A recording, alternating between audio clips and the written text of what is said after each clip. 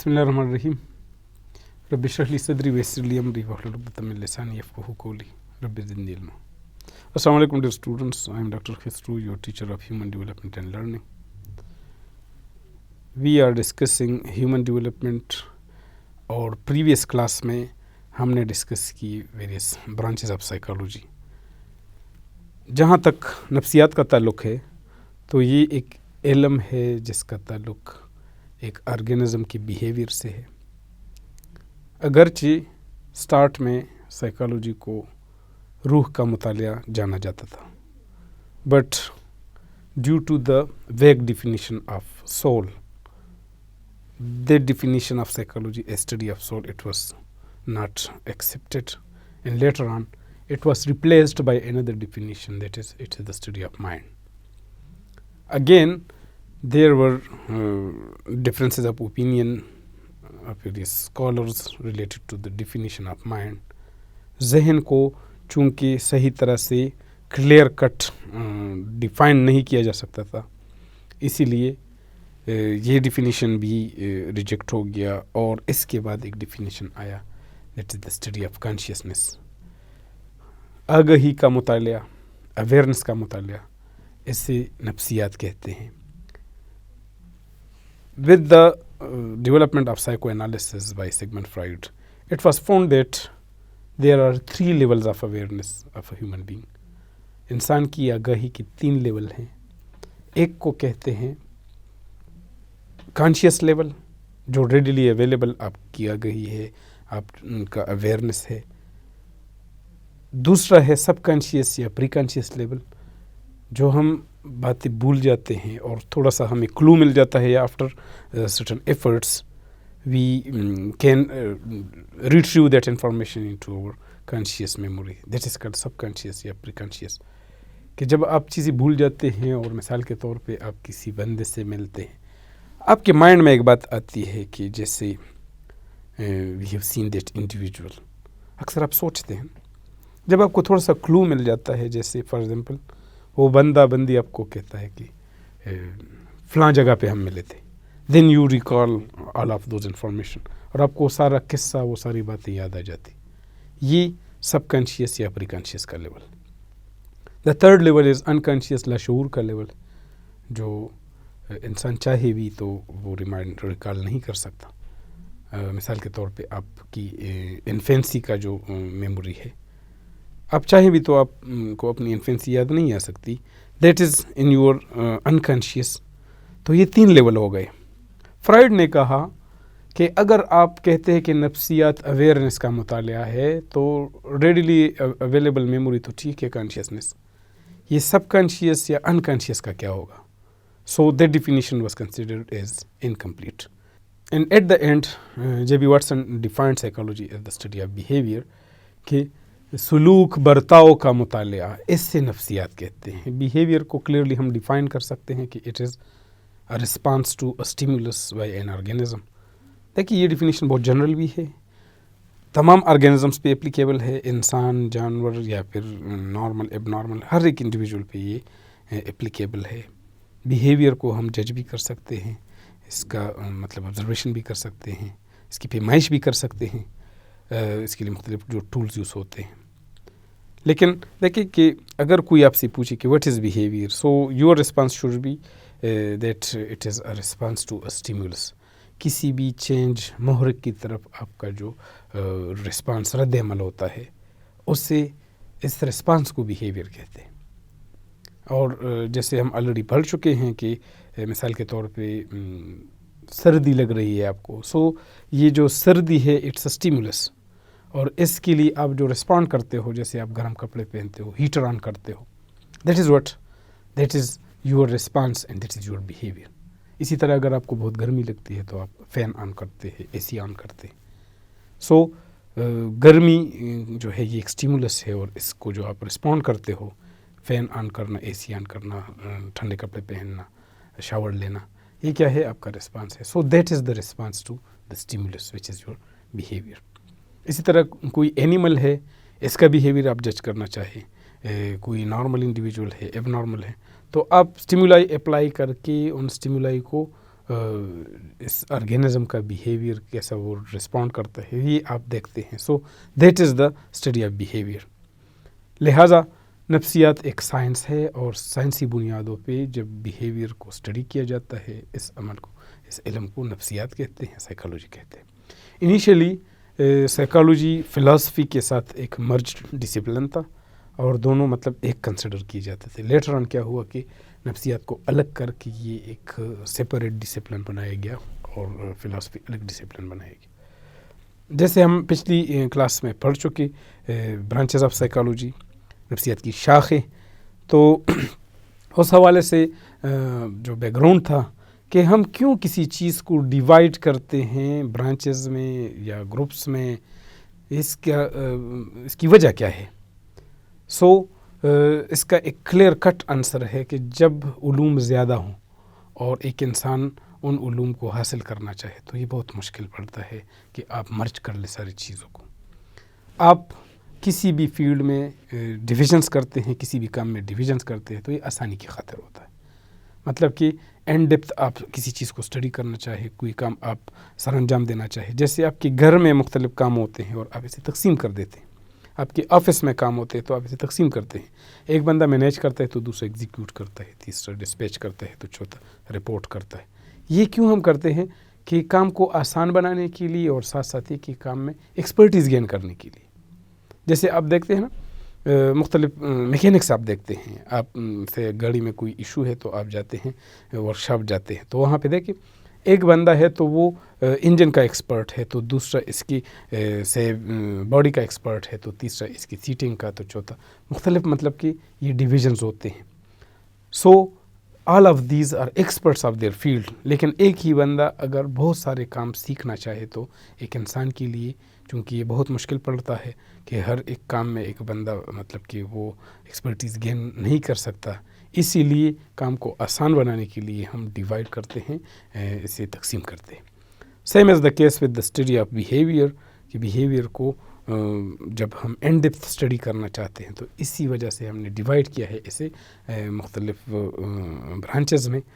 اور جیسے ہم آلریڈی پچھلی کلاس میں پڑھ چکے کہ مثال کے طور پہ ایک چائلڈ سائیکالوجی ہے تو دوسری ایڈلٹ سائیکالوجی ہے, اس طرح نارمل اور ایب نارمل ہے. اس طرح اگر ہم دیکھیں کہ کلینکل سائیکالوجی ہے تو ادھر پہ ڈیولپمنٹل ہے, ادھر پہ سوشل سائیکالوجی ہے تو ادھر پہ انڈیویجول سائیکالوجی ہے. پرسنالٹی کو الگ سے اسٹڈی کیا جاتا ہے پرسنالٹی سائیکالوجی. سائیکومیٹری الگ ایک برانچ ہے جس میں ہم مختلف ٹولز کو ویلیڈیٹ کرتے ہیں, بناتے ہیں, استعمال کرتے ہیں مختلف سارٹ آف بیہیویئر ناپنے کے لیے, پیمائش کے لیے. اسی طرح ایجوکیشنل سائیکالوجی جو ہمارا مین فوکس ہے, it is a branch of psychology, applied branch of psychology اور the application of psychology in the field of education. تعلیمی میدان میں جتنے بھی لوگ ہیں جو انوالوڈ ہیں ایجوکیشن کی فیلڈ میں, مثال کے طور پہ آپ کے اساتذہ ہیں, آپ وڈ بی ٹیچرز ہیں, پرسپیکٹو ٹیچرز ہیں, آپ کا اپنا بیہیویئر آپ کے گروپ میں, آپ کا ڈیلنگ, یا پھر آپ کے اسٹوڈنٹس ہیں, یا پھر آپ کی اتھارٹی ہے جیسے آپ کی اسکول کا ہیڈ ہے, پرنسپل ہے, ڈی او ہے, یا کوئی اس طرح ایجوکیشنل ایکسپرٹ ہے.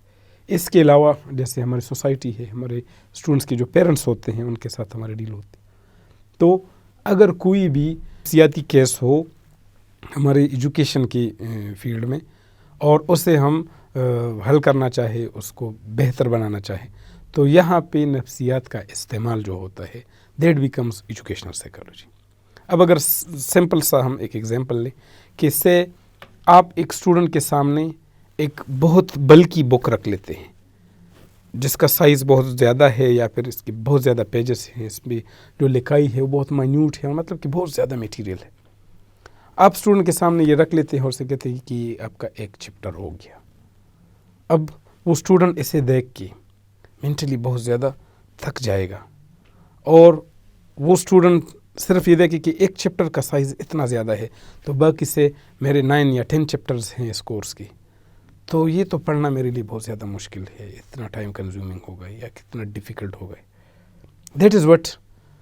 That is the point that course is not feasible psychologically. ہم کہتے ہیں کہ نفسیاتی طور پہ یہ کورس فیزیبل نہیں ہوگا اس بچی کے لیے, اسٹوڈنٹ کے لیے.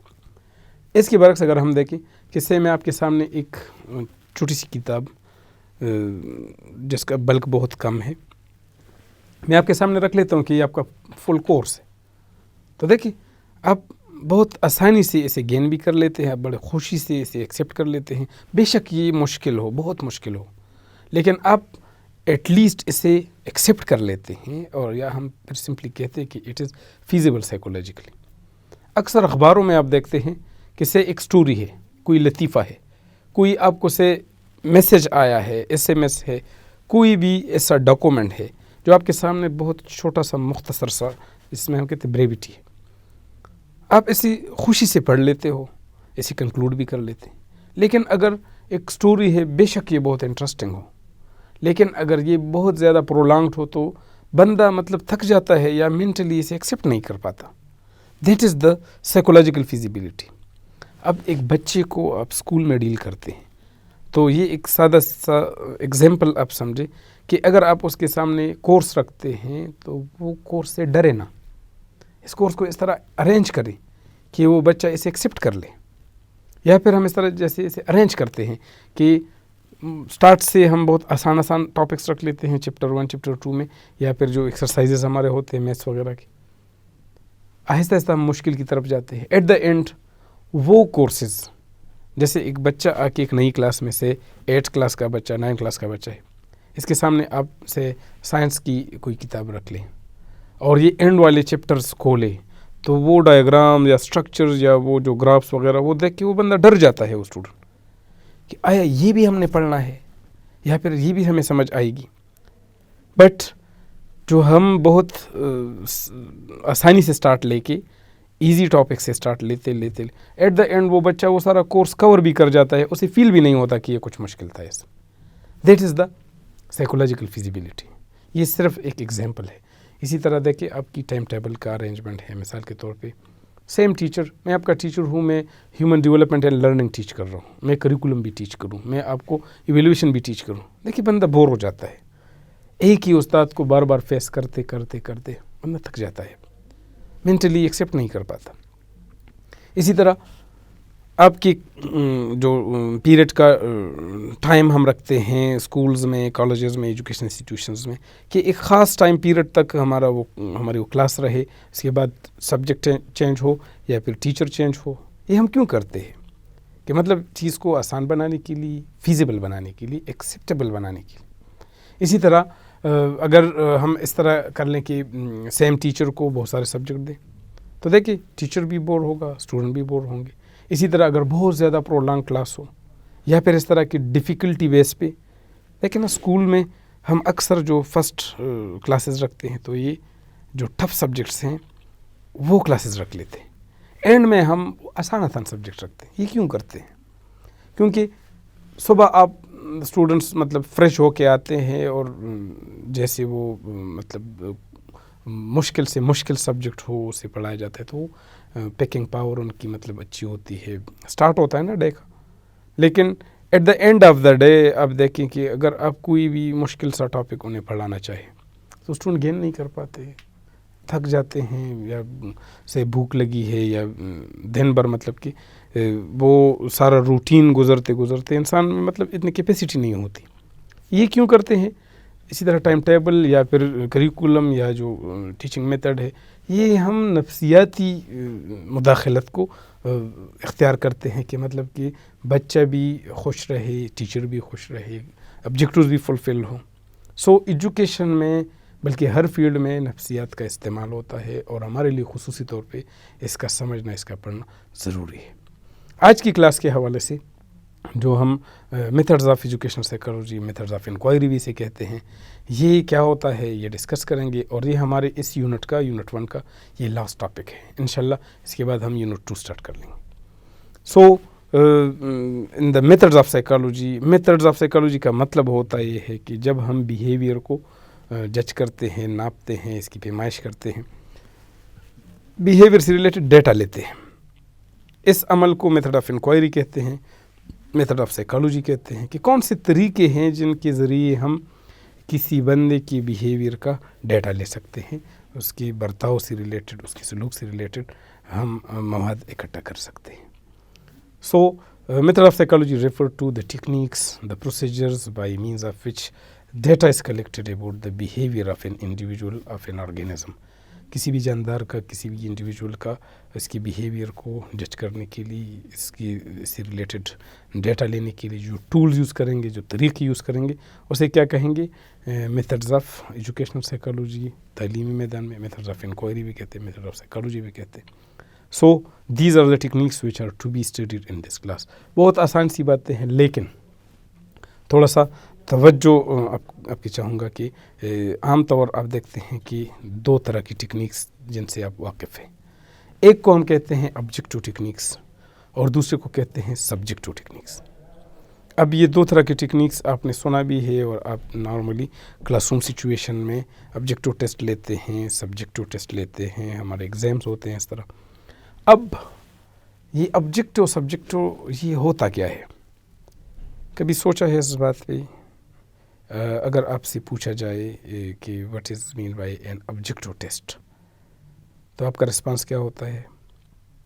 यही बात जो आमतौर हम क्लास में पूछते हैं कि अक्सर स्टूडेंट्स इस तरह रिस्पॉन्ड करते हैं कि ऑब्जेक्टिव टेस्ट का ये मतलब है कि जिसमें MCQs हों, या वो टेस्ट जिसमें से खाली जगह हों, या जिसमें यस नो रिस्पॉन्सेज हों, ये ऑब्जेक्टिव टेस्ट होते हैं. और सब्जेक्टिव टेस्ट वो होते हैं जो लॉन्ग आंसर जिसमें प्रोवाइड करने होते हैं. ये बात बिल्कुल ठीक है आपकी, और ये हम इस तरह परसीव भी करते हैं, बट टेक्निकली इट्स इनकरेक्ट. और बेशक ये जो टेक्निक है कि आपसे MCQ यूज़ करते हैं या फिर मैचिंग कॉलम्स हैं या यस नो रिस्पॉन्सेज हैं, ये टेक्निक्स हैं ऑब्जेक्टिव की. लेकिन ऑब्जेक्टिव टेस्ट का मतलब ये होता है कि वो टेस्ट जिसमें ऑब्जेक्टिविटी हो, और ऑब्जेक्टिविटी इस अमल को कहते हैं कि वो स्कोरर, वो बंदा जो इसे स्कोर करेगा, उसके पार्ट पे अमल दखल ना हो. वो चाहे ना चाहे आपके मार्क्स को कम नहीं कर सकता, आपके मार्क्स को ज़्यादा नहीं कर सकता. मीन्स कि अगर से मैं आपको क्वेश्चन देता हूँ, यस नो वाले क्वेश्चंस हैं, से 10 क्वेश्चंस हैं और यस नो इसके रिस्पॉन्सेज हैं. अगर आपने सही करेक्ट, एक जगह पे यस चाहिए, एक जगह पे नो चाहिए, यस चाहिए नो चाहिए, आपने वही करेक्टली किया है, तो मैं इसको स्कोर करते हुए आपके मार्क्स कम नहीं कर सकता या ज़्यादा नहीं. आपने ठीक किया है तो आपके मार्क्स 10/10 आ गए, आपने गलत किया तो 0 आपके मार्क्स आ गए. 10 में से आपने 5 ठीक किए है तो आपको 5 मार्क्स मिल गए. That is the objectivity. Subjectivity का जो अमल है, ये इंसान का लाइक डिसलाइक जहाँ पे इन्वॉल्व. अगर कोई टेस्ट है, से मैं आपसे क्वेश्चन पूछता हूँ कि क़याम पाकिस्तान पर नोट लिखें, और इस पे आप एक डिटेल से ऐसे लिख लेते. अब 2 केसेस मैं कंसिडर करता हूँ कि आप में से 2 स्टूडेंट्स A एंड B. एक A है, A ने 10 पेजेस का आंसर दिया और B ने 2 पेजेस का दिया. अब 10 पेजेस को मैं ज़्यादा मार्क्स दूँ या 2 पेजेस को ज़्यादा, ये मुझ पर डिपेंडेंट है. अगर मैं चाहूँ कि से एक बंदे ने बहुत ज़्यादा लिखा है और बहुत इसकी अच्छी हैंड राइटिंग है, बहुत सीक्वेंस में लिखा है, चले ये 10 पेजेस लिखे, मैंने इसे 10/10 मार्क्स दिए. दूसरा बंदा कि आपने 2 पेजेस लिखे, चले मैं आपके मार्क्स कम करता हूँ, आपको 3-4 मार्क्स देता हूँ. रिवर्स कर लें कंडीशन को. मैं चाहता हूँ कि ये 2 पेजेस वाले को ज़्यादा मार्क्स दूँ, स्टूडेंट B को मैं ज़्यादा मार्क्स देना चाहता हूँ. इसके लिए मैं ये सोच सकता हूँ या ये अप्लाई कर सकता हूँ कि देखिए, बहुत ज़्यादा कंसाइज लिखा, इतनी ज़्यादा स्टोरीज लिखने की क्या ज़रूरत थी, मुझे तो क्लियर कट आंसर चाहिए था जो 2 पेजेस में आ सकता. आपने वैसे मुफ्त में 10 पेजेस का आंसर दिया है और ये चीज़ें मुझे चाहिए नहीं है, चलिए आपका क्रॉस करके आपको मैं से 2-3 मार्क्स करता हूँ, आपको 10/10 करता हूँ. ये मेरी सब्जेक्टिविटी है. दैट इज़ द पॉइंट कि वो टेक्निक्स जहाँ पे एक स्कोरर का जो ऑब्जर्वर है उसका लाइक डिसलाइक आ जाए, वो सब्जेक्टिव टेक्निक्स होते हैं. वो टेक्निक्स जहाँ पे जो स्कोरर है या जो ऑब्जर्वर है उसका लाइक डिसलाइक ना हो, दैट इज़ ऑब्जेक्टिव टेक्निक. तो ये 2 तरह की टेक्निक्स आमतौर आप जानते हैं. एक तीसरी टाइप का टेक्निक है जो खुसूसी तौर पे साइकोलॉजी में फॉलो होता है, दैट इज़ प्रोजेक्टिव टेक्निक. आपके लिए मे भी ये वर्ड नया हो, लेकिन that is the skill with a psychologist.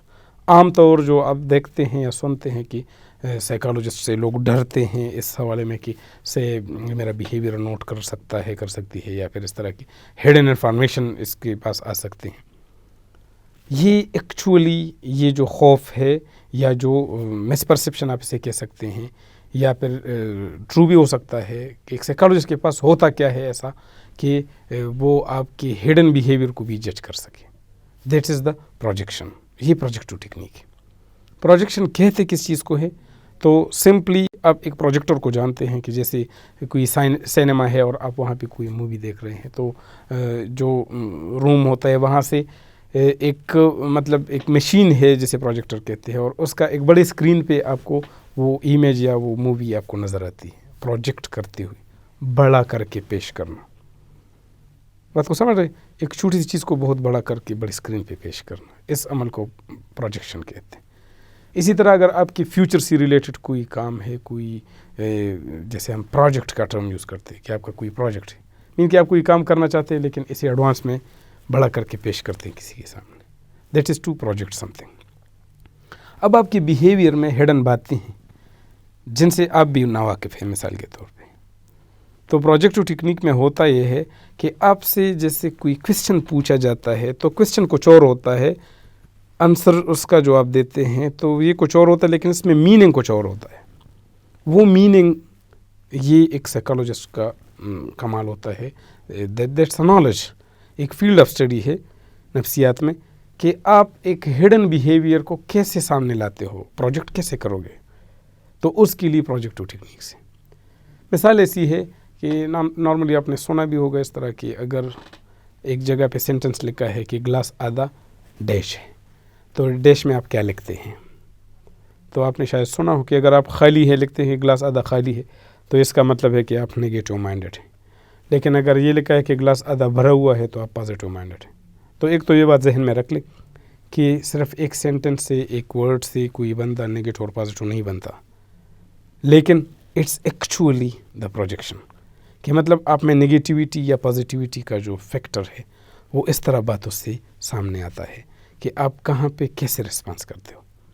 That is the point. تو یہ 3 طرح کی ٹیکنیک ہو گئے. آبجیکٹو ٹیکنیکس جس میں اسکورر کی سبجیکٹیوٹی شامل نہ ہو، اس کا لائک ڈس لائک شامل نہ ہو. سبجیکٹو ٹیکنیکس جس میں اسکورر کا یا وہ جو آبزرور ہے اس کا لائک ڈس لائک شامل ہو. پروجیکٹو ٹیکنیکس جس میں ہڈن بیہیویئر کو سامنے لایا جاتا ہے، کویسچن کچھ اور ہوتا ہے لیکن اس کا جو آنسر میں میننگ ہے وہ کچھ اور ہوتا ہے. تو یہ 3 طرح کی ٹیکنیکس ہیں. یہ جنرلائز ہیں. عام طور جو ٹولز جو میتھڈز یوز کرتے ہیں ہم سائیکالوجی میں، تو ان میں سے سب سے پہلا جو میتھڈ ہے دیٹ از انٹراسپیکشن. انٹراسپیکشن کا نام اگر آپ نے سنا ہو تو یہ ایک انالیسس ہوتا ہے، analysis of one's own mind during certain emotional situation. جب آپ اپنے مائنڈ کا انالیسس کرتے ہیں ایسے کنڈیشن میں جب آپ کسی ایموشن کی سچویشن میں، تو اس عمل کو انٹراسپیکشن کہتے ہیں. عام طور پہ آپ نے کبھی سوچا نہیں ہوگا لیکن آج کے بعد سوچیں گے کہ اگر آپ کسی ایموشنل سچویشن میں ہیں، سے آپ بڑے خفا ہیں یا بہت زیادہ خوش ہیں یا بہت غصے کی حالت میں، تو ایسے کنڈیشن میں آپ کیا سوچتے ہیں، کیا کرنا چاہتے ہیں؟ آپ کے مائنڈ میں کیا ہوتا ہے؟ کبھی سوچا ہے آپ نے؟ آج کے بعد آپ سوچیں کہ جب آپ سے غصہ ہیں تو ایسے کنڈیشن میں آپ کیا کرنا چاہتے ہیں، آپ کے مائنڈ میں کیا ہو رہا ہے. دیٹ از دا پوائنٹ کہ آپ انٹراسپیکٹ کرتے ہیں اپنے مائنڈ کو ایموشن کی سچویشن. یہ ایک ٹیکنیک ہے اور اگرچہ مشکل ہے. ایک ہی حالت میں ایک بندہ، آپ تو ایک ایموشن سے گزر رہے ہیں، دوسرا خود کو جج کر رہے ہیں، یہ بہت مشکل ہوتا ہے. لیکن بہرحال آپ سے پوچھا جاتا ہے، مثال کے طور پہ ایک سائیکالوجسٹ آپ سے پوچھتا ہے کہ اگر آپ اس کنڈیشن میں آتے ہو آپ کیا کرنا چاہو گے. تو دیکھیں نارملی اس کا رسپانس دینا تو بڑا آسان ہوتا ہے کہ اگر آپ سے بڑے غصہ ہیں تو آپ کیا کرو گے؟ آپ کہتے ہیں میں معاف کرتا ہوں یا کرتی ہوں. یہ تو آپ ابھی نارمل سچویشن میں ہیں، لیکن ہوگا تب جب آپ ایکچولی غصے کی حالت میں ہو. وہ کہتے ہیں نا کہ غصے کی حالت میں ایک بندہ جو کچھ بولتا ہے یہ ریئلٹی ہوتی ہے. اس کی بیہیویئر کا اصل روپ یہ ہوتا ہے کہ وہ بندہ جب ایموشنز کے دوران خود کو ایکسپریس کرے. That is the point. تو اس ایموشن کی سچویشن میں آپ کو لانا یہی بڑا مشکل ہوتا ہے. اگر آپ اس ایموشن کی سچویشن میں آ گئے تب آپ دیکھیں کہ آپ جو سوچ رہے ہیں، جو بیہیو کر رہے ہیں، خود کو جج کریں، تو یہ آپ کا انٹراسپیکٹو انالیسس ہوگا۔ یہ ٹیکنیک اگرچہ بہت سمجھے کہ لو کاسٹ ہے، اور ساتھ یہ کہ کوئی ٹول اس میں یوز نہیں ہوتا کہ آپ کوئی پیپر پینسل یا کوئی انسٹرومنٹ اس میں یوز کریں۔ پھر یہ کہ بہت ضروری بھی ہوتا ہے کہ مطلب آپ اسے ایک بیس بناتے ہیں، ایک بندے کو سامنے بٹھا کے اس سے ایموشن کی حالت میں لا کے اس سے آپ پوچھتے ہیں، تو وہ جو کچھ بتاتا ہے بتاتی that is the actual data. اب یہاں پہ نفسیات میں جو مسئلہ ہوتا ہے وہ یہ ہوتا ہے کہ ایک بندہ خود آ کے اپنے مسئلے کو حل کرنا چاہے ویلنگلی، تو تب ڈیٹا لینا بھی آسان ہے۔ دیکھیں آپ بیمار ہیں اور ڈاکٹر کے پاس جاتے ہیں، فزیشین کے پاس جاتے ہیں، تو آپ خود سے اپنا آپ ایکسپریس کرتے ہیں، اسے بتاتے ہیں کہ مجھے یہ ایشو ہے، یہاں پہ درد ہے، ایسا مسئلہ ہوتا ہے۔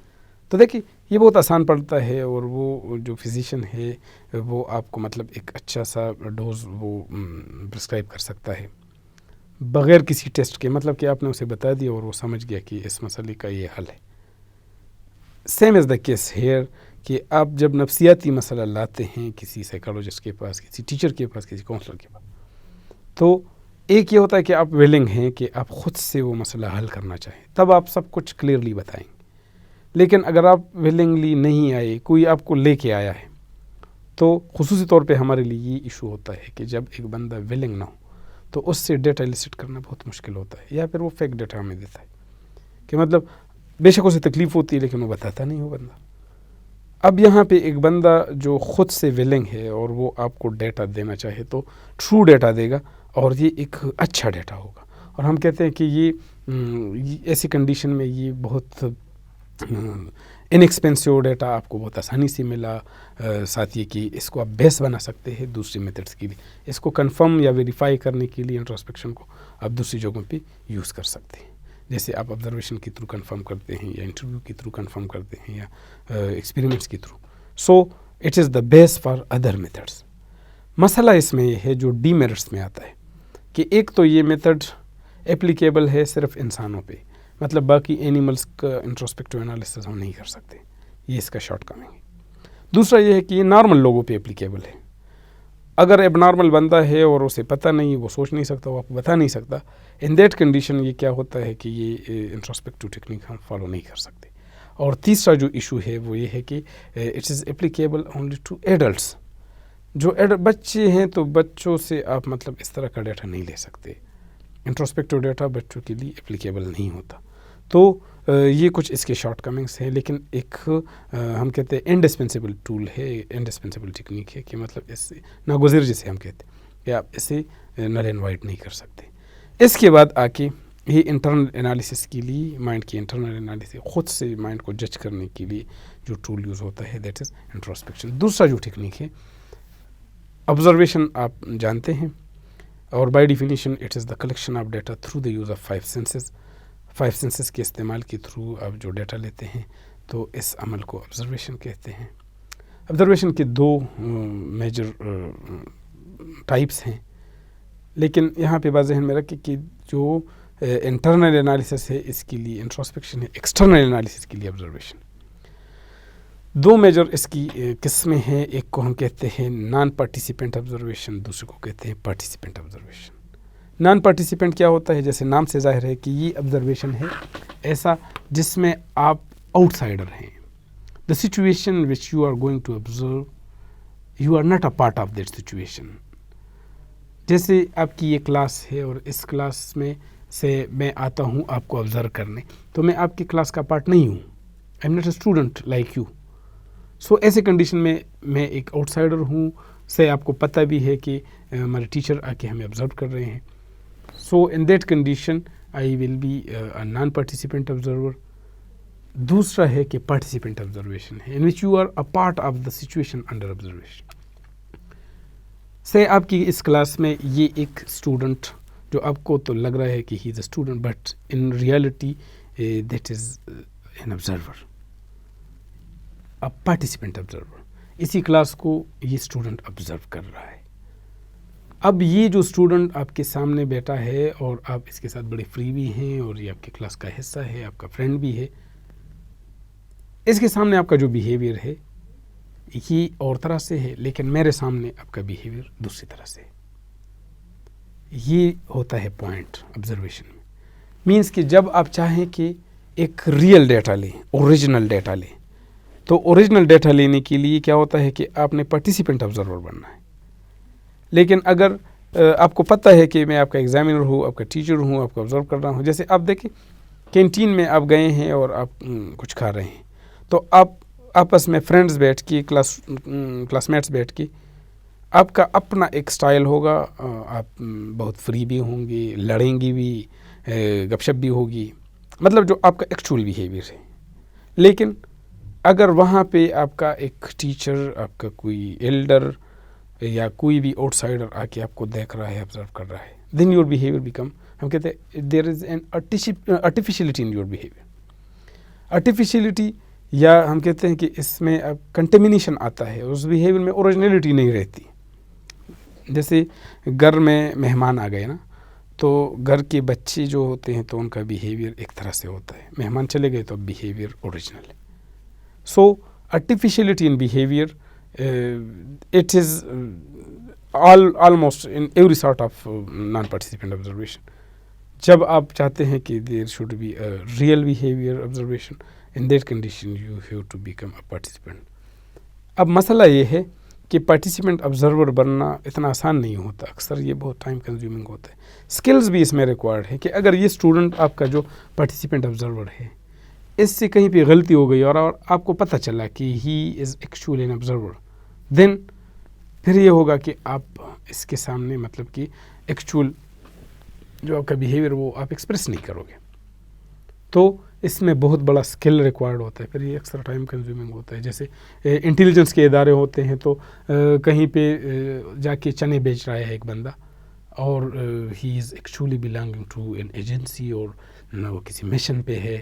اب یہ جو ہے تو basically he is actually a participant observer.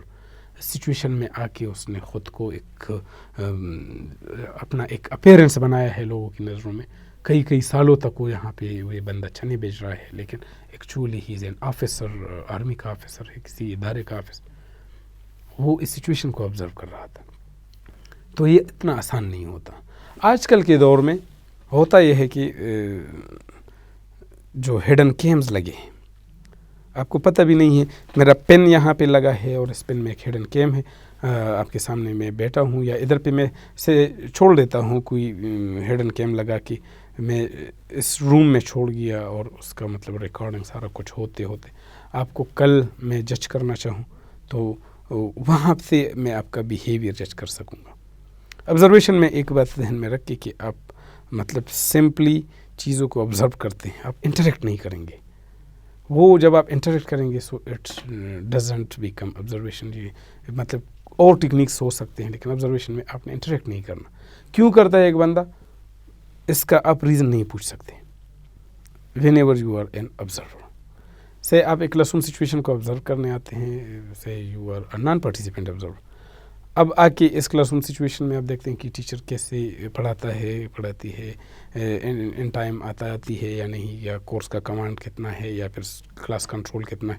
یہ ساری چیزیں آپ نوٹ کرتے چلے جاتے ہیں. یو آر جسٹ آبزرونگ, آپ نے انٹریکٹ نہیں کرنا. بعض جگہوں پہ ہم سے بہت ایررز ہو جاتے ہیں ایز آبزرور, اور ایررز اس سچویشن میں جیسے ایک بندہ کی ایک بیمار کا مریض کا شکل بناتے ہوئے آپ کے سامنے آ کے وہ کیا ہے کہ بھیک مانگتے ہوئے, اور وہ آپ کو اتنا امپریس کر جاتا ہے اپنی باتوں سے کہ آپ ایموشنل ہو کے اسے بہت کچھ دیتے ہیں, لیکن بعد ازاں آپ کو پتہ چلا کہ ہی اور شی واز جسٹ ایکٹنگ. اب یہ کیا ہوتا ہے, آپ کی غلطی تھی, مطلب کہ you were having an error in your observation, کہ آپ چیز کو سمجھ نہیں پا رہے تھے. جیسے آپ ایکٹرز دیکھتے ہیں کسی مووی میں, کسی ڈرامے میں, کسی سین میں, تو دیکھیں آپ کو خود پتہ بھی ہے اور آپ امیجن کر لیں کہ that is not reality, it's just an acting. لیکن وہ بندہ روتا ہے تو آپ بھی ساتھ اس سین کے ساتھ روتے ہیں. ساتھ اگر کوئی بیک گراؤنڈ میوزک ہے اس سینس میں لگاتے ہیں کہ جیسے اس سچویشن کو اور زیادہ بوسٹ کرتی ہوئی. تو اکثر اوقات آپ دیکھتے ہیں کہ کسی مووی, کسی سین کو دیکھتے ہوئے سب رونے لگتے ہیں کہ کاش ایسا نہ ہوتا. اب یہ جو condition that is N acting, اور آپ کو خوب پتہ بھی ہے کہ یہ ریئلٹی نہیں ہے، اسٹل آپ دھوکہ کھا جاتے ہیں، اور مطلب کہ آپ اس سچویشن سے بڑے امپریس ہو جاتے ہیں. تو کبھی کبھار ہم سے بہت زیادہ غلطیاں ہو جاتی ہیں آبزرویشن میں. اب ان غلطیوں کو اومٹ کرنے کے لیے ایک اور ٹیکنیک ہے جسے ہم انٹرویو کہتے ہیں. عام طور انٹرویو جیسے آپ نارملی جانتے ہیں کہ it is a tool in which you ask questions from a person who is termed as interviewee. Interviewee وہ بندہ ہوتا ہے جس سے کویسچنس پوچھے جاتے ہیں، اور آپ جو کویسچن پوچھتے ہیں یو آر این انٹرویور اور انٹرویوی کے بیچ جو کویسچن آنسر سیشن ہوتا ہے دیٹ از کالڈ انٹرویو. اس میں ایک ایڈیشن یہ ہے کہ آپ آبزرو بھی کرتے ہیں، ساتھ ساتھ آپ پوچھتے بھی ہیں. اگر ایک سچویشن میں سے ایک بندہ ہے اس کی آنکھوں سے آنسو بہہ رہے ہیں، اور آپ آبزرو کر رہے ہیں اور آپ کہتے ہیں کہ فلاں بندہ بڑا خفا تھا کہ آنکھوں سے آنسو بہہ رہے ہیں. اب آپ ایز انٹرویور اگر دیکھتے ہیں تو آپ اسے پوچھ لیتے ہیں کہ وائی یو آر کرائنگ. تو وہ بندہ کہتا ہے کہ میں رو نہیں رہا، لیکن ایسا ہے کہ میری آنکھوں میں کوئی ایشو ہے. اب دیکھیے بات کلیئر ہو گئی. آپ کا آبزرویشن کہ یہ بندہ بڑا خفا تھا، اور آپ کا کویسچن کہ اس کی آنکھوں میں ایشو ہے، کوئی اشوب چشم کا ایشو ہے. تو اب یہ جو کنڈیشن ہے that is the clarification of the observing situation. So interview میں یہ کمال ہوتا ہے کہ آپ مطلب کہ پوچھ بھی سکتے ہیں اور آپ آبزرو بھی کر سکتے ہیں. جو آپ کے آبجیکٹوز ہیں انہیں سامنے رکھ کے ان کی نسبت سے آپ کویسچن پوچھتے ہیں اس سچویشن کو. آپ جب جاتے ہیں مثال کے طور پہ کسی سلیکشن کمیٹی میں، سلیکشن بورڈ میں، کہیں پہ آپ کا ریکروٹمنٹ کا انٹرویو ہے، تو نارملی وہاں پہ ایک سائیکالوجسٹ یا وہ وہاں پہ آپ کو آبزرو کرتا ہے کرتی. سو یہ سائیکالوجسٹ کا کمال یہ ہوتا ہے کہ وہاں پہ آپ کے مطلب حرکات و سکنات، آپ کیسے بیہیو کرتے ہیں، کیسے رسپونڈ کرتے ہیں، آپ کا بولڈنس کا لیول کیا ہے، اس پوسٹ کے لیے آپ کیپیبل ہیں، ایلیجیبل ہیں یا نہیں ہیں. سو آپ کے بیہیویئر کو بھی جج کیا جاتا ہے. اب آپ سے کویسچن پوچھے جاتے ہیں اور آپ کا بیہیویئر اوور آل دیکھا جاتا ہے، آبزرو کیا جاتا ہے. آپ کے رسپانس کا ایک ریٹ اور آپ کی رسپانس کا جو سٹائل ہے، آپ کی پریپریشن، آپ کی پرسنالٹی، آپ کا پریزنٹیشن، یہ سارا کچھ. ہم کہتے ہیں کہ 3 P's are important for an interview, کہ آپ پریپیئرڈ بھی ہیں، پریپریشن ہے، پھر یہ کہ آپ پریزنٹ اچھی طرح سے کریں، اور پھر یہ کہ آپ کی پرسنالٹی بھی ہو.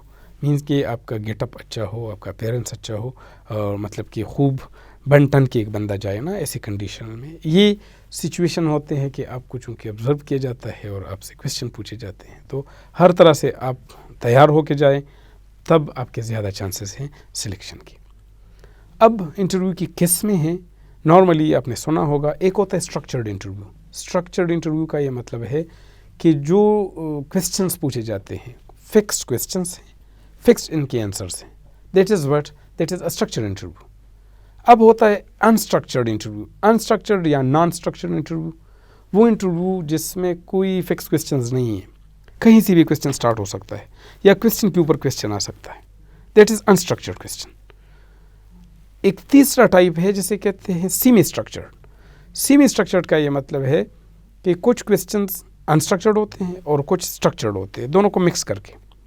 مطلب کہ سے آپ آتے ہیں ایک انٹرویو پہ، میں آپ سے پوچھتا ہوں کہ آپ کہاں سے آئے، اور آپ کہیں کہ فلاں جگہ سے. اب وہ فلاں جگہ، اسے فلاں جگہ کا نام کیوں دیا گیا ہے؟ یہ انسٹرکچرڈ ہے. مطلب کہ اگر آپ ایک جگہ کی بجائے دوسری جگہ کا نام لیتے تو میں دوسری جگہ کا پوچھ لیتا. لیکن یہ ایک انسٹرکچرڈ کویسچن ہے. اچھا فلاں جگہ میں کیا چیز مشہور ہے، آپ کے علاقے کی کیا سوغات ہے، یہ کیا ہے؟ These are the unstructured question. پھر آتے ہوئے وہ کویسچن میرے ہاتھ میں ہے، 5 کویسچن ہیں مثال کے طور، میں آپ سے پوچھتا ہوں کہ یہ کیا چیز ہے، یہ کیا چیز ہے، آپ مجھے آنسر دیتے ہیں. These are structured question. تو یہ دونوں مرج کر کے اس سے جو انٹرویو بنتا ہے that is semi structured. So interview اس طرح آن دا بیسس آپ رسپونڈنٹ آپ کر سکتے ہیں کہ آیا آپ گروپ کی شکل میں آتے ہیں، گروپ انٹرویو ہے یا انڈیویجول انٹرویو ہے.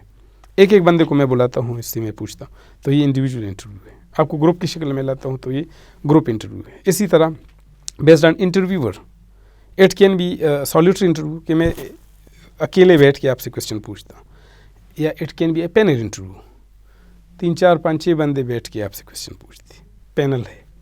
So these are the various types of interview. Interview ایک بہت اچھا ٹیکنیک ہے، اور آپ سمجھے تو یہ ایکسپینسو بھی ہوتا ہے کہ مین ایک انٹرویور کا ایکسپرٹ ہونا فیلڈ میں یہ ضروری ہوتا ہے. پھر انٹرویو کے لیے ایک الگ سا ماحول بنانا پڑتا ہے.